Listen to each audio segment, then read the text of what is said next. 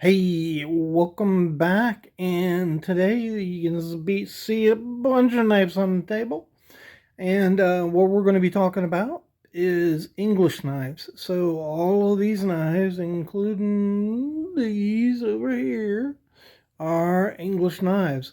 And so I was talking to Steven from Patty's Potato Peeler over the weekend. He said he'd like to see all my English knives, so that's why I'm going to do this video. And he asked me to take some pictures, but I thought, hey, I'll just do a video so he can get a good look at all of them. And we're not going to review any of these knives. There are just too many of them. So I'm just going to go through them and basically tell you what they are, what company produced them, and then move on from there. So if you'd like to see more about these knives, these really cool, finely made English knives, go ahead and check out the video. Oh, I did it. Oh, I did it. You got it? Yeah. Oh, Mama did it fall. Okay, Mommy.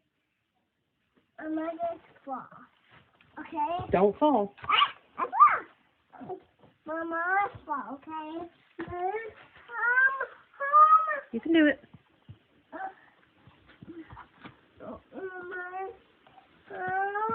You got it. How do you do? How do you do? You got it. All right, welcome back to the Fortified Castle. As you can see, we're going to go through all of my English knives, and this is for Patty's Tailor Pillar. He wanted to see them, and this is my second attempt at this video, so it's just too many knives. I'm going to split the video up and do part 1 and part 2, and I think that'll be a little easier for you all to digest. Before I get into that, I just want to talk about some things going on with the channel. I'm coming up on 1,000. I may be over 1,000 already. Thank you very much. And I'm going to do a giveaway, but I'm probably not going to do that till January because I got a lot going on for Christmas. I got a big family, and I'm just going to concentrate on that, and then I'll concentrate on the channel in January. So I'm going to have a giveaway coming up. I'll let you know more about that as we get closer. And Steven from Patty's Potato Peeler wanted to do a dedicated live show to traditional knives. I think that's a great idea, and I'm going to join him in that endeavor. That's going to start sometime in January. We haven't really pinned down a date to start that yet, but I just wanted to throw that out there so you guys could be thinking about it. Another thing, I'd like to make this the live show a little more viewer centric, maybe even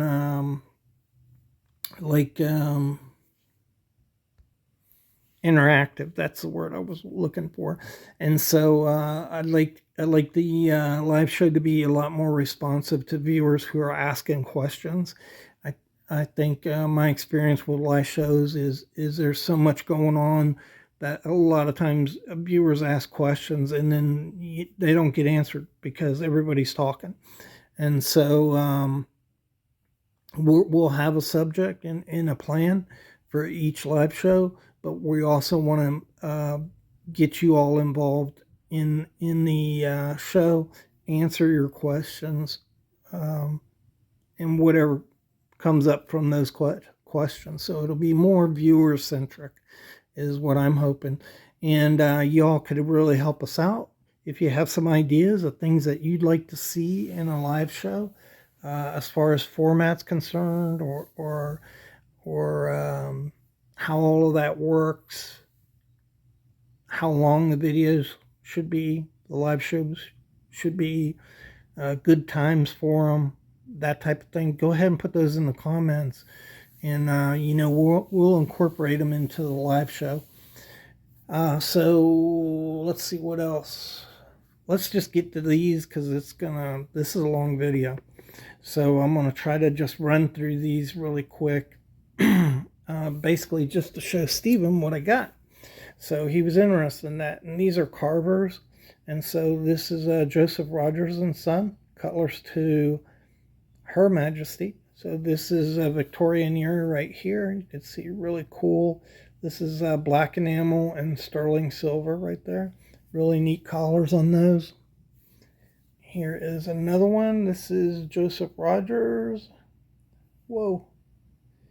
And this is Edward. So this is Edward took the crown after Queen Victoria, and then he abdicated really quick, and King George took over. So these are Joseph Rogers jackknives. This is a two-bladed jackknife in great shape, horn checkered or diamond checkered horn scales. Here's a single blade jack. This is actually ebony. You might look at that and think it's celluloid. It's not. It is wood, and wood can kind of degrade the same way as celluloid, usually in high dry heat. So this was probably used in the desert for a number of years, and that's what's caused that. Or left in a car window, one of the two. This is a sailor's pruning knife right here. This is a newer one, probably 1970. It's a really crappy knife. This is a really good knife. This is a sailor's Saynor. I can't even talk. Saynor. See it right there. And this is really cool. This is bone, not ivory. Looks really nice though. This is one of the knives there's only two I can identify. From the construction of this knife, this knife is really old, pre-Civil War. But if you look down in here, let's see, you can see the milling on the top and on the back. And so the liners are milled, and so is the back spring. And you really don't find that in American manufacturers. So I really think this is very early English knife. You can make out a little bit of the tank stamp, but you can't make out all of it. But I think it's English construction. Here's another one. This is a quill knife, natural bone. And again, I could not identify the knife. And again, it's a well-made quill knife. You see the multiple threads there, pinch bolster. And I just think this is an English-made knife. This is a Martin Brothers, I believe. Yep. Joseph Martin. This is a Joseph Martin knife. So this is a very early knife, probably Civil War era, genuine ivory, really finely made. This is a nice knife, and the blades, I mean the whole knife is in fantastic condition. Here's another small pen knife. This is unusual, and this is made by Hancock and Sons, and this is not ivory. It is bone, polished white bone. This little fruit knife is a Hillard and Thompson knife, and dates to 1851. Because it's silver, I can date it to the specific year. Look at the carved mother of pearl and all the sterling silver pins in it. Just amazing. In the back, this back spring is sterling silver. Look at that. And in the blade is silver too. So it's almost totally sterling silver. Really nice knife. This is a Fisher knife, W. Fisher. It's a smoker's knife. And you can see the little tamp right there for tamping down your tobacco in a pipe. It has a pipe cleaner on it. This is an old knife, Wade Wingfield and Rothbottom. It's another pre-Civil War knife right here. Look how old that bone is. Really old. Cool knife. Here's another oldie. This is Ibots and Peace and Company. See right there. And extra quality. Not regular quality, extra. This is a really big knife. It's the way they used to make them. Really nice looking stag on this.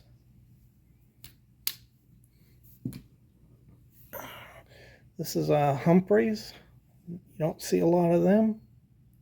You can see that is the lighted lamp. So that lamp has rays coming from it. It's lit.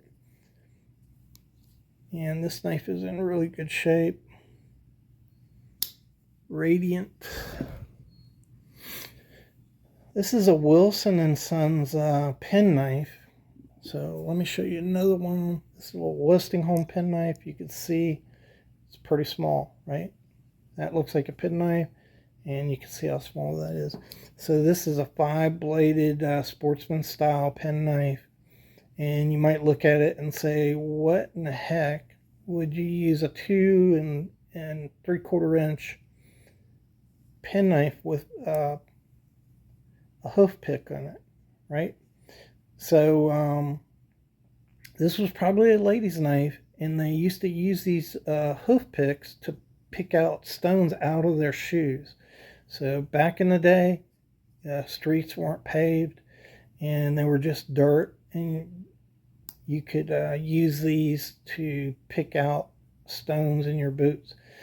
And Thomas Jefferson was known to do that, by the way. He had a knife. He had a sportsman's knife, and he used to use the hoof pick to get stones out of his boots before he came in. This is another one. It's even smaller. Look at that. And this is a 4-bladed sportsman style knife, but it's a pen knife.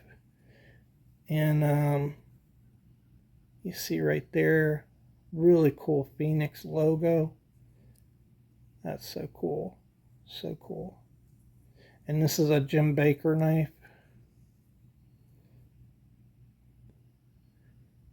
Right there. John Baker, I'm sorry. John Baker. Mother of pearl. Really cool. It's wartime era British Army knife. A little different. EAR James Baker. I don't think this was used in the war. I think it's used in between World War I and World War II. This is another unusual knife, Samuel Buckley and Sons, steel makers. So they were steel makers. They weren't known for making knives. And you've got a 3-bladed knife here that they made, and really cool. You got it was made for these Century Tool Metal Company. So they were exporting steel stuff to America, and these were their agents in Chicago. It's another old knife right here. Alfred Field and Company. This is a really old Alfred Field knife. Stag, genuine stag. Nice. Probably around 1880. This is another unusual knife, and it's because of the name. Bramhall Ellison out of Carlisle Works. So he was a partner with 2 other guys, and they had a very successful steel company, and I guess he made his own knife. So that's pretty cool. Brass. These are Thomas Turner knives, and this is nickel. You can see the shine in that. It's nickel coated all the way throughout. Really nice knife. Cutlers to His Majesty. And you see the old style This one right here, I can date to late 1830s. This knife was made when Thomas Turner was still alive, and just bone, smooth bone, beautiful knife. Look at that. This is another Thomas Turner knife, and this is another British. I think this is a naval knife. Yep, yep, yep, yep. I don't know. My mind is not working. This is a Eyewitness. Beautiful knife. This is a recent one made by Lee White. Made the whole knife. Whoop. Look at that. Just absolutely gorgeous. It's another Eyewitness penknife. Just straight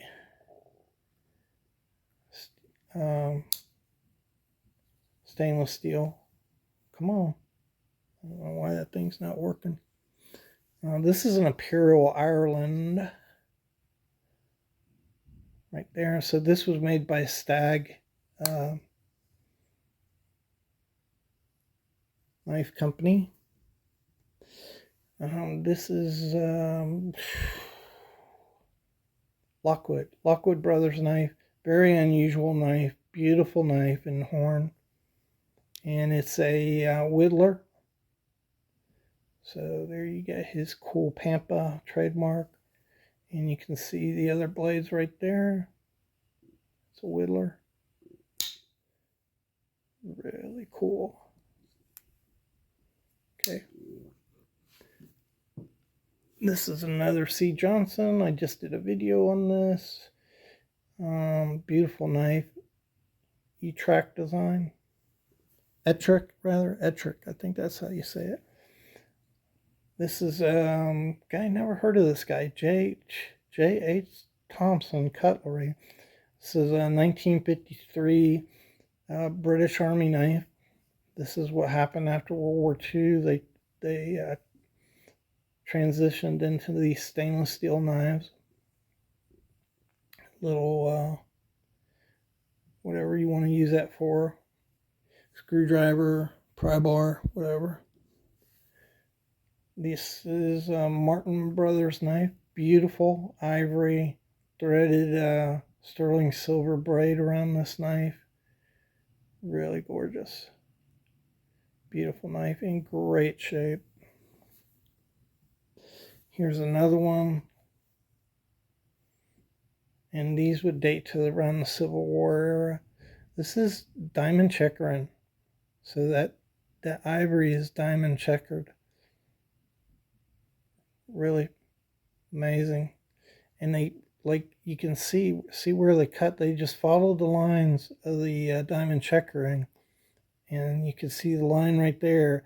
And then they just cut right through the pen. So that the pen had the same look as the diamond checkering. Really cool. It's a really nice sportsman's knife right there, and genuine Stag. This is a Southern and Richardson knife. I think this is either 7 or 8 blades. You can see that's a trademark Nest knife. And really good condition on this knife. Look at that. Just phenomenal condition on this knife. This is a Wade & Butcher. I've showed this knife a couple times. It's really cool. It's a 3-bladed knife and it has 3 springs on it. You don't see that very much. And then you have a flim blade right there. Really unusual knife. In really good shape. And I'm not even cleaned this knife up yet. Wade & Butcher. Here's another Wade & Butcher. Really nice, genuine tortoiseshell. 4-blade Congress knife. Here's another Wade and Butcher. This is just a little pen knife. Horn scales on this.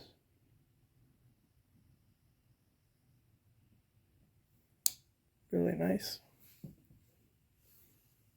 Another little sportsman's knife. This one's about 3 3/4 inches. Has 6 blades. It is in fantastic condition. And you can see Johnson Western Works. Really nice knife. Here's another C. Johnson. And that's a sleeve board design, 2-blade. C. Johnson. It's another C. Johnson right here. This is a yacht knife. Doesn't lock. It's not a rigger's knife. Look at that beautiful horn. Just beautiful. And this is marked really cool. Come on, snap in. And that says Scout knife. So this was a Boy Scout knife.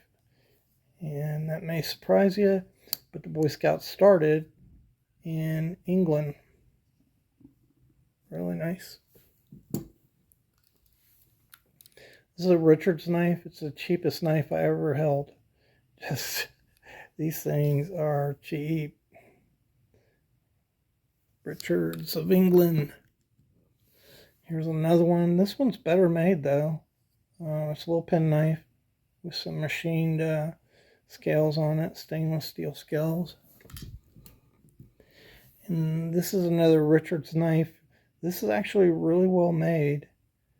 It's got some really good snap to it, and it's made for Israel. You can see that right there, and it's sterling silver.